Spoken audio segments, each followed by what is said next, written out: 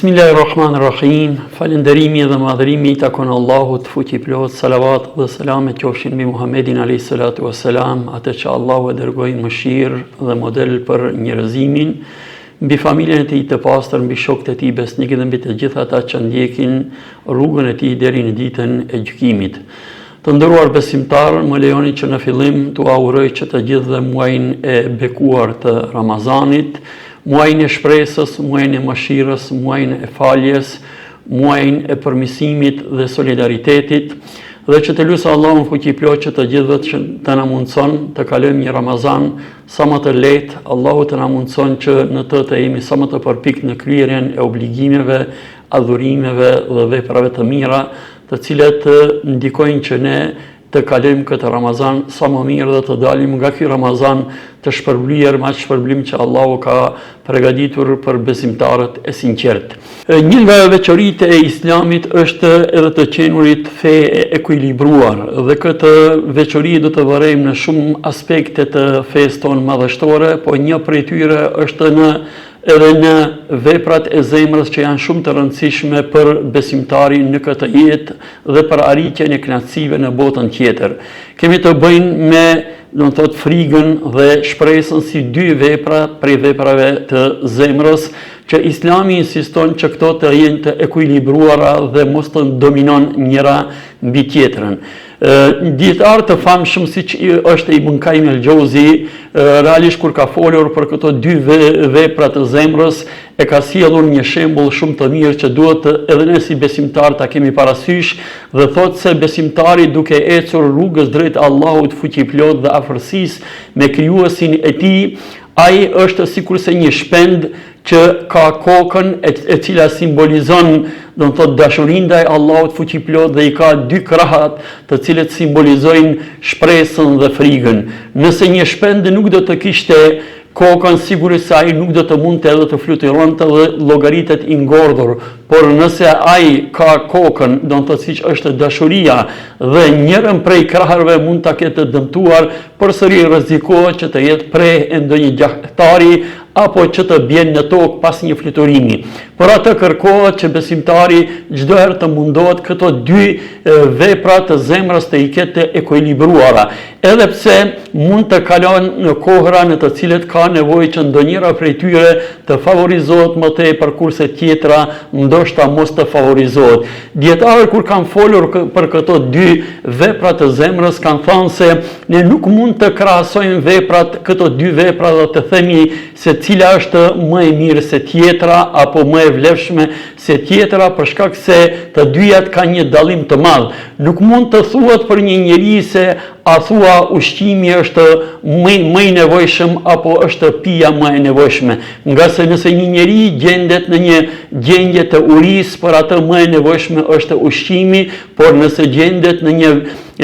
situatë të etjes, atëherë vjen në shprehje, uji si një çështje më e rëndësishme për shpëtimin e jetës së tij. Për atë edhe besimtari, nëse realisht ka mëkate dhe ka dështime në jetën e vet dhe ka probleme, ai ka nevojë që ta favorizon aspektin e shpresës dhe të pendohet dhe të kthehet tek Allahu fuqiplot për të kërkuar falje dhe kthim drejt madhërisë së Allahut fuqiplot. Po ashtu ai ka nevojë që ngadonjëherë ta favorizon edhe anën apo veprën e zemrës, siç është friga, e sidomos kjo ka të bën në ato momente kur ai është i rrezikuar nga një dembellëk, nga një pritesë të madhe në kryerjen e obligimeve dhe vetes i jep një garancë dhe siguri të madhe se realisht do të jetë i shpëtuar. Në këto momente kërkohet prej besimtarit që ta fuqizon dhe ta favorizon veprën e zemrës që është friga ndaj Allahut fuqiplot, për të u kthyer në atë situatë ekuilibruar që e kërkon Islami prej besimtarit. Padyshim se humbja e shpresës për besimtarin është një rrezik i madh, i cili e bën njeriu që realisht të kalon edhe në pesimizëm, edhe në depresion, edhe në probleme tjera. Për atë Allahu fuqiplot në shumë ajete kuranore, po edhe hadithet të pejgamberit alayhis salatu wassalam, do të vërejmë se Allahu fuqiplot njerëzit e dështuar, njerëzit që kanë bërë mëkate, njerëzit të cilët janë larguar nga rruga e tij, i fton dhe i thret që të kthehen tek Allahu fuqiplot dhe u garanton atyre një falje, një pendim dhe një afërsi tek Allahu fuqiplot. Për atë do të përmendim një ajet kuranor ku thot Allahu xhaleshanuhu: Kul ya ibadi alladhina asrafu ala anfusihim la taqnatu min rahmatillah inna Allaha yaghfiru adh-dhunuba jami'a. O ju robërit e mi, i emërtoj edhe ata mëkatar më të mëdhej me epitetin rob të Allahut fuqiplot, alladhina asrafu ala anfusihim, të cilët i kanë kaluar të gjitha kufit në mëkate dhe në krime, la taqnatu min rahmatillah, mos humni shpresë në rahmetin dhe mëshirën e Allahut, nga se Allahu është ai i cili i fal të gjitha mëkatet. Po edhe shumë hadithe të pejgamberit alayhis salatu wassalam, të cilat na tregojnë se Allahu i don ata të cilët pendohen dhe u garanton atyre falje dhe u garanton atyre mëshirë. Për atë, për besimtarin është shumë e nevojshme që të ketë shpresën në jetën e tij dhe mos të bjen në ndikimin e shejtanit dhe djallit, i cili fillimisht e bën që të bën mëkate dhe më pastaj tek ai mbjell edhe pesimizmin se Allahu fuqiplot nuk mund t'ja fal mëkatet e tij. Në një hadith, pejgamberi alayhis salatu wassalam tregon dhe thot se nuk ka mëkat më të madh se sa njeriu të mendon se Allahu fuqiplot është i paaftë dhe i pamundshëm që t'ja fal atij mëkatet e tij. Nga ana tjetër, ne duhet të kuptojmë se friga nga Allahu fuqiplot është një mbrojtje që besimtarin e bën që të mbrohet nga sfidat e ndryshme, nga cytjet e ndryshme, nga epshet e ndryshme, të cilet shpeshherë e ftojnë që të largohet prej urdhrave të Zotit dhe t'i braktis ata. Nëse friga tek njeriu është në nivel, ai do të jetë i gatshëm që të i përballon dhe reziston të gjitha atyre sfidave me të cilet përballohet. Ai do të jetë në gjendje që të i reziston edhe lakmive të ndryshme të kësaj bote. Ai do të jetë në gjendje që të i reziston edhe provokimeve amorale të cilet mund t'i bëhen, nga se ashtu siç e dim, pejgamberi alayhis salatu wassalam në një hadith të tij ka thënë, 7 lloj njerëz Allahu fuqiplot ka për të i vendosur në hijen e tij atë ditë kur nuk do të ketë hije pos hijes së Allahut fuqiplot. Një prej tyre është, thot, njeri i cili në momentin kur ftohet në amoralitet, ai reziston dhe thot, inni akhafu Allahe rabbel alamin, unë i frigohem Allahut, Zotit të botrave. Pra friga është ajo fuqi e cila e bën besimtarin që të i reziston të gjitha atyre sfidave, lakmive dhe provokimeve me të cilet mund të ballafaqohet në jetën e tij besimtarin. Nëse do të vërejmë se dietarët si e kanë klasifikuar frigën, do të vërejmë se ata kanë folur për frigën se ajo është e 3 niveleve. Friga e përgjithshme është ajo frigë e cila të bën që të i braktisish haramet dhe të i kryesh obligimet. Friga tjetër është e nivelit të dytë, është ajo frigë e cila që të nxit, që të i bësh edhe nafile, ti praktikosh gjërat vullnetare, po edhe ti i braktisish disa gjëra të cilet janë mubahe dhe të lejuara, por nëse konsumohen tepër, ata kanë mundësi që të dëmtojnë në devotshmërinë dhe në çiltërsinë e besimtarit. Kurse friga më e madhe dhe nivelit më të lartë është friga atyre besimtarëve të sinqert, të cilët frigohen që mos të prishin raportet me Allahun fuqiplot, mos t'i privon Allahu xhaleshanu prej afërsisë së tij dhe mos të humbin afërsinë me Zotin pasi që kanë pat një raport të ngushtë me Allahun fuqiplot nëpërmjet adhurimeve, përkujtimeve, meditimeve dhe leximit të Kur'anit që ka mundsuar një gjë të tillë. Pra, vëllezër dhe motra, ne duhet të kuptojmë se frika nga Allahu fuqiplot e ndihmon besimtarin të jetë i qëndrueshëm në parimet e tij, të jetë i kujdesshëm ndaj obligimeve të tij dhe të jetë i matur në sjelljet me të tjerët me të cilët ai bashkëjeton. Padyshim që ne jetojmë me një kohë kur përballohemi sot me vështirësi të ndryshme dhe ne sot kemi nevojë besimtarëve të cilët janë sot të sfiduar në shumë rrafshe të ndryshme t'u afrojmë dhe që të i ftojmë që të kenë shpresë në Allahun fuqiplot. Shpresa në kohë vështirësie ka qenë një prej tipareve dhe vetive të pejgamberit alayhis salatu wassalam. Ai kishte shpresën edhe në ato momente kur gjindej në shpellën Thor, në momentin kur po bënte hijret dhe kishin ardhur armiqt Mekas për ta zënë pejgamberin dhe për ta mbytur atë. Ai kishte shpresë edhe në momentin kur bënte hijret për të shkuar për në Medine, në ato momente kur Suraka ibn Malik atë e rrezikoi me gjuajtjen me një shigjet. Ai kishte shpresë edhe në momentin kur po e grynte Hendekun në luftën e Hendekut dhe dha edhe si hariqe dhe mishde për çlirimin e tokave të Persisë dhe të Bizantit dhe do të vërejë pejgamberi alayhis salatu wassalam çdo herë kur gjendej në vështirësi, ajo që e bënte që të i tejkalon ato gjëra ishte shpresa në mëshirën, në ndihmën dhe në mbështetjen që Allahu fuqiplot ja jep.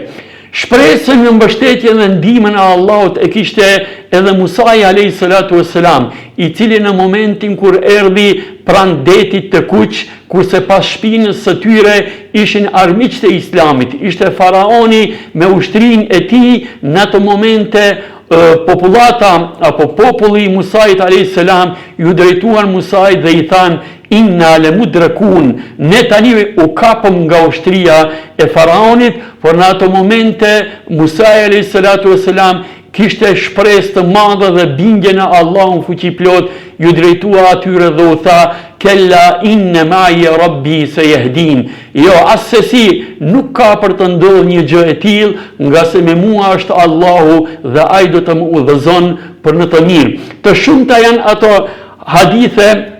të pejgamberit alayhis salatu wassalam, të cilët na mësojnë që ne të shpresojmë në ndihmën e Allahut, në faljen e tij dhe në zgjidhje të ndryshme në momente të vështirësive të cilët i kalojmë. Një prej atyre ajeteve kuranore është edhe ajeti ku thot Allahu xhelleshanu emmen yujibul muttarra idha da'ahu wa yakshifu as-su'. Allahu është ai i cili i përgjigjet njeriu që gjendet në vështirësi, kur ai i drejtohet me lutje dhe ja largon telashet e tij me të cilat përballohet. Për atë, obligimi i besimtarit është që çdo herë mos të ndjehet i vetëm. Problemet e tij mos t'i ndjen se janë të pasgjidhura dhe vështirësitë në të cilat kalon mos të mendon se nuk mund të tejkalohen, nga se nëse ai është i dopt, ai ka një krijues, një Zot, një Allah i cili është i fuqishëm dhe i plot fuqishëm dhe ka forcën për të i lehtësuar vështirësitë dhe për të i zgjidhur problemet dhe për të ofruar zgjidhje për çdo vështirësi me të cilën kalon besimtari. Ajo që e bën besimtarin edhe në vështirësi, edhe në sprova që të ketë qetësi shpirtërore, është se besimtari beson edhe në një prej parimeve islame e të imanit, e që është besimi në përcaktimin e Allahut fuqiplot. Një besimtar i shëndosh, i cili beson Islamit dhe beson në parimet e Islamit dhe të imanit, beson në kaderin e Allahut fuqiplot, është në çdo situatë do të thotë i qetë shpirtërisht. Përse e themi këtë? Nga se ai është i bindur në diturinë e Allahut fuqiplot, në përcaktimin e Allahut dhe në urtësinë që e posëdon Allahu xhelleshanu për të ofruar për robërit e tij atë që është më e mirë dhe më e dobishme për atë. Edhe pse ngadonjëherë robi ka mundësi të mendon se ai me zgjidhjet e tij dhe planet e tij mund të gjen rrugën më të lehtë për arritjen deri te qëllimi, apo mund ta zgjidhjen më të përshtatshme për atë, po ja që Allahu i cili është i mëshirshëm, i cili është i urtë dhe i cili është i drejtë, padyshim se ngadonjëherë nuk ja mundson të realizon një gjë të tillë. Dhe mos mundësia për të realizuar qëllimet të cilët i kemi në jetën tonë, apo edhe vështirësitë me të cilat përballohemi në momentin kur ta kemi parasysh se pamundësia për të realizuar është ndoshta përzgjedhja e Allahut, ajo na bën që ne realisht të jemi të qetë shpirtërisht dhe mos të tronditemi dhe mos të pikëllohemi. Pejgamberi alayhis salatu wassalam në një hadith e ka mësuar Abdullah ibn Abbasin përderisa ishte duke ecur së bashku në kafshën e tij dhe i tha: "Ja gulam inni uallimuka kelimat." O ti djalosh, kam për të të mësuar disa fjalë. Ila sa'alta fas'alillah, kur të kërkosh prej dikuj, kërko vetëm se prej Zotit. Wa idha sta'anta fasta'in billah, kur të kërkosh ndihmë, kërkoj atë vetëm se prej Allahut fuqiplot. Dhe dije se sikurse të gjitha krijesat të tuboheshin për të bërë ndonjë dëm, e që Allahu nuk e ka shkruar atë, nuk do të kenë mundësi ta bëjnë, po edhe anasjelltas për të të ofruar ndonjë dobi, nuk kanë mundësi që të afrojnë atë dobi, nëse Allahu fuqiplot një gjë të tillë nuk e ka shkruar për ty. Kjo bindje e bën besimtarin që çdo herë të jetë i qetë shpirtërisht dhe ta dinë se mos arritja deri te synimi i tij është zgjedhja e Allahut, i cili është i urtë, i cili është i mëshirshëm dhe i cili është i drejtë, dhe se nuk është ndonjë privim pa arsye të plot, a më së miri këtë kemi mundësi ta kuptojmë te rrëfimi i, do në thot, Hizrit me Musain a.s. i cili faktikisht na tregon se ngadonjë njeriu nuk arrin t'i kupton urtësitë e Zotit dhe mund të rebelohet, por besimtari duhet jetë ai që vazhdimisht, do në thot, e kupton se përzgjedhja dhe caktimi i Allahut janë më të mirë për të ardhmen dhe për të tanishmen e tij.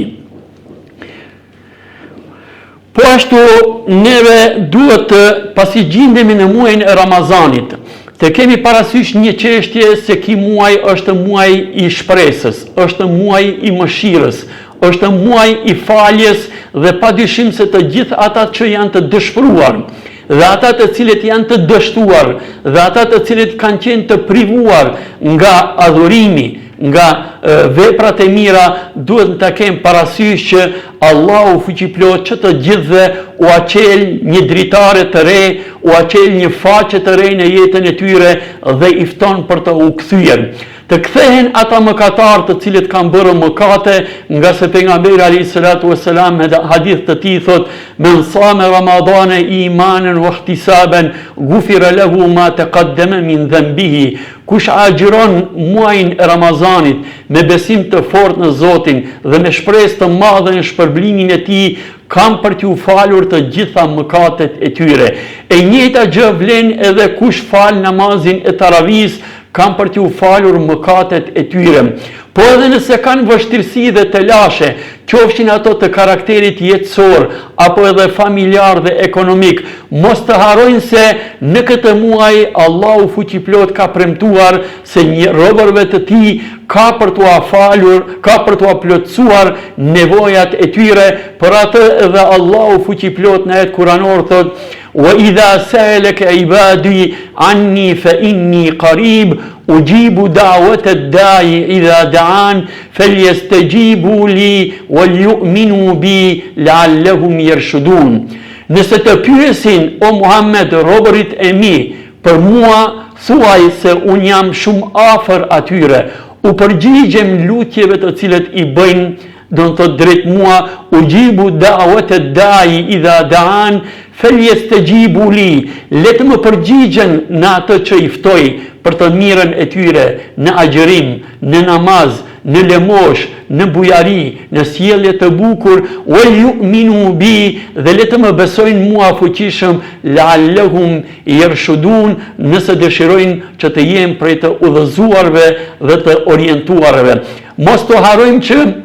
gjatë Ramazanit e kemi dhatë mundësi që njeriu kur ulet në truezën e syfirit po edhe të iftarit. Në këto dy momente realisht kemi qaste të cilat janë të veçanta, në të cilat pranohen lutjet e çdo hallexhiu. Për atë nuk mbetet hapësirë dhe moment dhe mundësi për të u dëshpëruar një besimtar pa marrë parasysh se çfarë vështirësi mund të ketë në momentin kur e din që Allahu fuqiplot në këtë muaj i ka hapur dyert e mëshirës, dyert e faljes, dyert e riskut për çdo një njeri i cili i drejtohet, e sidomos në natën e Kadrit, për të cilën pejgamberi alayhi salatu wassalam thot: "Men qama laylatal qadri imanan wa ihtisaban ghufira lahu ma taqaddama min dhanbihi." Kush zgjohet dhe kalon natën e Kadrit në adhurim, në lutje, në përgjërim, Allahu Gjeleshanu ka për t'ja falur mëkatet, po sigurisht se ka edhe për t'ja pranuar lutjet e tij. Për atë nuk ka hapësirë dhe nuk ka vend për një besimtar që ai të kaplohet nga dëshpërimi dhe pesimizmi, nga se Allahu fuqiplot e ka luftuar pesimizmin, e ka ndaluar atë dhe e ka konsideruar se ajo është një veti prej të dështuarve dhe jo besimtarve, dhe nuk guxon besimtari si të tillë ta posedon në shpirtin e tij. Nëse ne gjatë Ramazanit do të arrijmë që të krijojmë një ekuilibër mes frigës edhe shpresës, nëse ne gjatë Ramazanit do të thotë faktikisht me shpresën që do ta kemi, por jo shpresë boshe, po shpresë që do të jetë e bashkangjitur me vepra të mira, do të arrijmë ta kthejmë ekuilibrin në jetën tonë. Nëse ne do të arrijmë ta kultivojmë dhe fuqizojmë frigën ndaj Allahut fuqiplot, dhe nëse ne do të arrijmë ta krijojmë qetësinë shpirtërore, edhe realisht do të ta luftojmë dëshpërimin, atëherë parashtrohet krejt kjo, parashtrohet pyetja: ky përmirësim, kjo arritje, ky fuqizim dhe ky ndryshim si të mbrohet edhe pas muajit të Ramazanit. Nga se Ramazani nuk është një muaj dhe një adhurim i cili kërkon prej neve që gjatë muajit të Ramazanit të shërohemi, të kemi plot energji, të jemi të sjellshëm dhe të moralshëm, kurse me përfundimin e Ramazanit përsëri të kthehemi në të kaluarën tonë dhe në atë që ka qenë para Ramazanit. Por ne duhet bëjmë çmos që këtë afërsi me Zotin, këtë raport të fortë që kemi krijuar me Zotin, këtë fuqi shpirtërore që e kemi akumuluar gjatë Ramazanit, mos të lejojmë që ajo për një herë të shembet dhe të asgjësohet, por ta ruajmë atë edhe pas Ramazanit, duke u arvatur që nëse nuk do të jemi po në të njëjtin nivel në adhurime, në raporte të mira me Allahun fuqiplot, në raporte të mira me fqiun dhe njerëzit, bile mos ta braktisim krejt adhurimin i cili tek ne e kthej vitalitetin, e kthej do të fuqinë dhe e kthej elanin dhe vullnetin për të mirë, por nga ana tjetër ta ruajmë atë nëse dëshirojmë që do të shpirti jonë edhe pas Ramazanit të jetë i lumtur, të jetë i qetë, të jetë i rahatshëm dhe të jetë prej shpirtrave që kënaqen me përcaktimin e Allahut fuqiplot dhe shpërblimet e tij. Në fund të kësaj ligjërate, lut Allahun fuqiplot që me rahmet, mëshirën e tij, shpresat tona që i kemi ndaj shpërblimeve të tij të i plotson. Lutim Allahun Gjeleshanu që nga ndeshkimi dhe nga dënimi i tij Allahu të na mbron. Lutim Allahun Gjeleshanu që neve të na bën për atinve robërve që vazhdimsi të kemi një shpirt të qetë dhe të jemi të dorëzuar në përcaktimet e Allahut fuqiplot, dhe lutim Allahun për në fund që çdo adhurim, çdo lutje, çdo ibadet që kemi bërë gjatë këtij muaji, Allahu fuqiplot ta pranon dhe neve të na regjistron në regjistrin atyre që ka falur mëkatet, në regjistrin atyre që i ka çliruar nga vuajtjet e xhehenemit dhe në regjistrin atyre që ka premtuar dhe garantuar xhennetin. Dhe në këtë edhe përfundojmë: Walhamdulillahi Rabbil Alamin. El Fatiha.